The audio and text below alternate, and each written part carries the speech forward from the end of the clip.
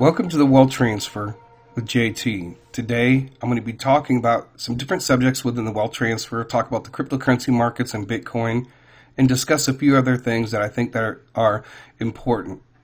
Now, first, before I get started, I'm not a financial advisor. I'm just sharing information, giving you my thoughts and my opinions on that information. Now, the first thing that I want to touch on is the whole thing with the Bitcoin ETFs. And I shared with you guys all the different scenarios. And we followed and tracked, and I shared with you that they were trying to kill the momentum of Bitcoin. If they had let things go, who knows where Bitcoin would have been at? Maybe 80,000 if they had not tried to kill the momentum every step of the way. But it was a buy the rumor, sell the news event. And, it's funny that people look at the hedge funds, they're like, as the saviors to cryptocurrency, when it's those hedge funds that is going to be part of the wealth transfer. And a lot of things were not in position, and they are now, but there's still some things that need to take place. Now, some of the reasons why things haven't moved in the way that people think it should is because, first of all, it's not in God's timing.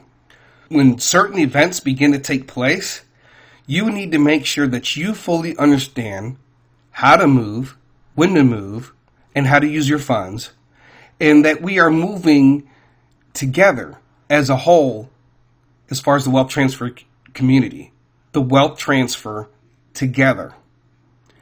And in all of this, you're going to have to move really quickly. First of all, you're going to have to know how to move funds, maybe in the gold, silver, or certain stocks or bonds, currencies, or other types of investments. And some of you have discussed moving.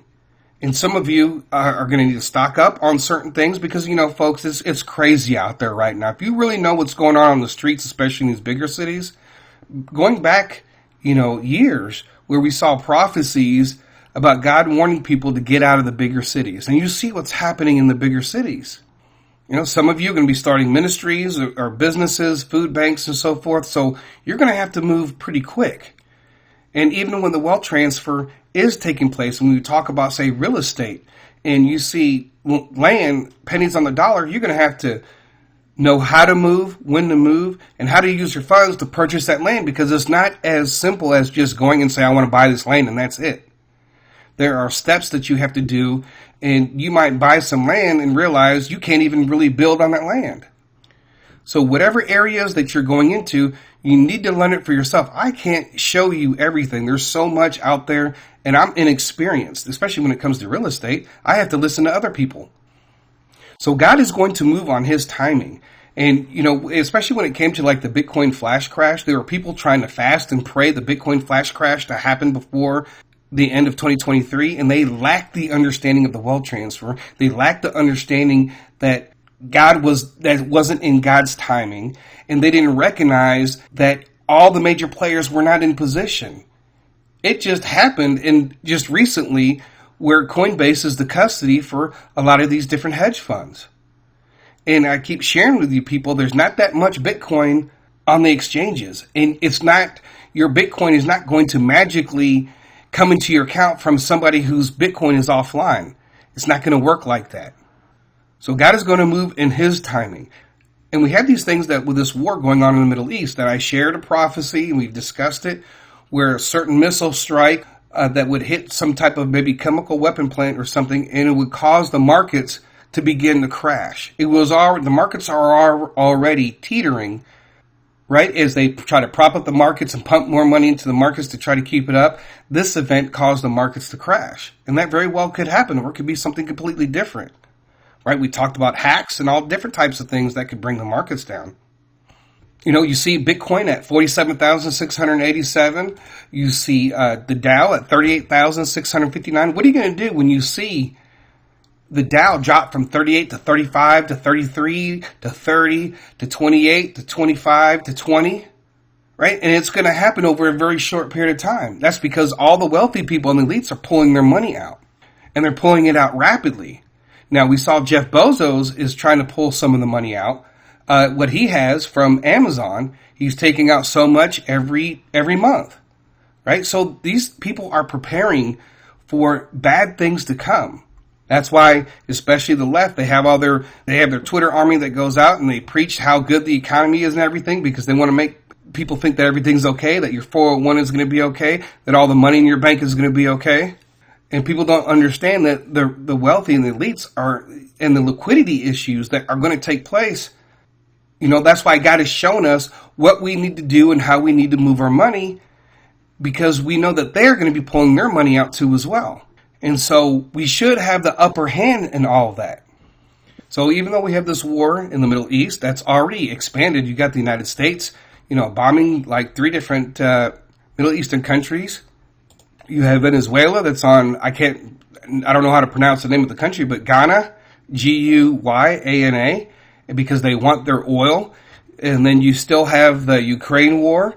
And then, you have that whole China and Taiwan conflict that could happen at any time. The elections are coming up, and they know that if they wait too long, they know that once Trump is in there, the hammer will come down. So they have to make their move quickly, and they have to do something to try to disrupt the elections and everything else. And when it comes to this liquidity, then that's one of the reasons why I don't really, as you guys notice, I don't talk about individual meme coins anymore. I kind of really stopped doing a lot of that. I'll discuss them in my own groups sometimes, but I've even kind of come away from that too. So we have to be careful with liquidity in some of these meme coins, because there's going to be a race to get their money out. I'm not talking about coins that are already on an exchange. I'm talking about coins that are not on an exchange yet. And also, too, I do want to bring up, God knows the timing of things are going to happen. He knows when people are going to try to get into the wealth transfer. There are people out there right now that can only put in $20 a week. And there are some of you who've already put in $10,000, $20,000 in the cryptocurrency, and you're wondering when God is going to move, but yet you have people that can only spend $20 a week, and they're hoping things don't take off, and they're hoping things get a little bit lower for them. And some of these people have a good heart, and they love God, and they want to take part of the wealth transfer. So you have to remember that we have people now that are still trying to get to that level to where we are at right now. 2-3 years ago, putting in $20 every week didn't seem like it was a lot, but if you kept doing it for the last couple of years, yes, but if you've only been in it for 3 or 4 months, you haven't got that much cryptocurrency. So people have been scrambling, trying to get funds to get into the wealth transfer. I'm not saying God is delaying things, because obviously things were not in position yet.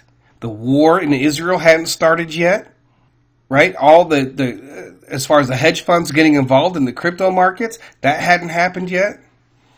But I really do think that, a lot of this frustration that people get, it comes from these people who are giving dates and time frames.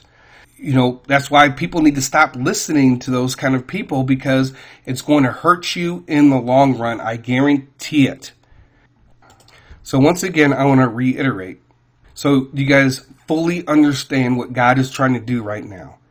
And right now, people need to be learning certain things about all the different markets.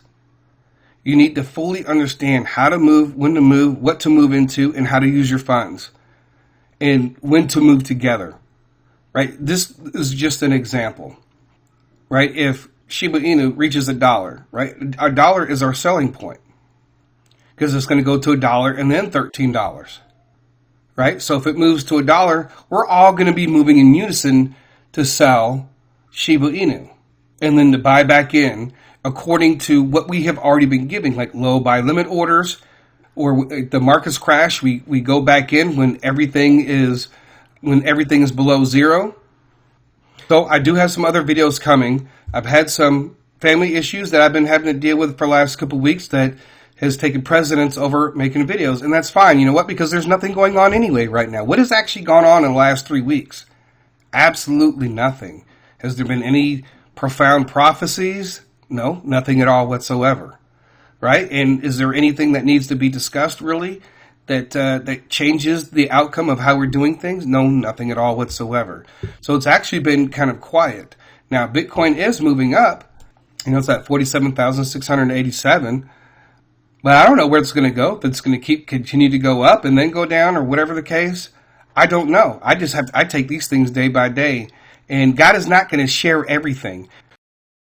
So anyways, folks, that is just all that I have for this today. Hopefully you guys have understood, and you're going to be a lot less stressful when you know that what God is trying to do, He's trying to move everything into position. People like Maria Conlow's prophecy of Shiba Inu going to $1 hasn't come to pass yet. She must be a false prophet. These are things that I've heard. And it's just like you lack the understanding of what God is trying to do. It's just like the Hebrews who left Egypt and were going into the promised land. And they had to walk around in the wilderness for 40 years, fighting all kind of battles. And yet, don't you think there were people that at the 38-year mark, the 39-year mark, or even the 40-year mark, were complaining about not going into the promised land? So anyways, folks, that is all that I have for this today. I thank you guys for listening. God bless. TC out.